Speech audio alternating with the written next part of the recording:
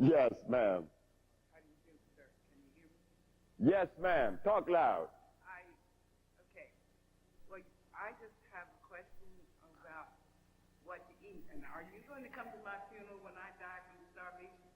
Because you just sucked out everything that I eat.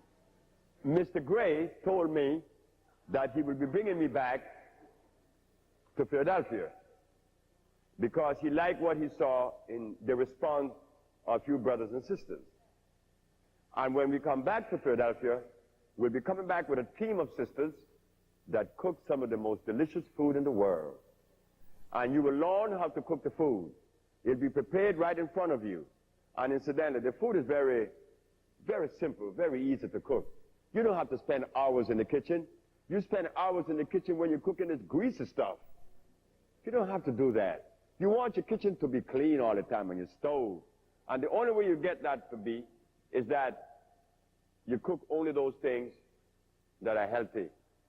And I gave a list that the mushrooms, the quinoa, the vegetables, steam, you know, and stuff like that.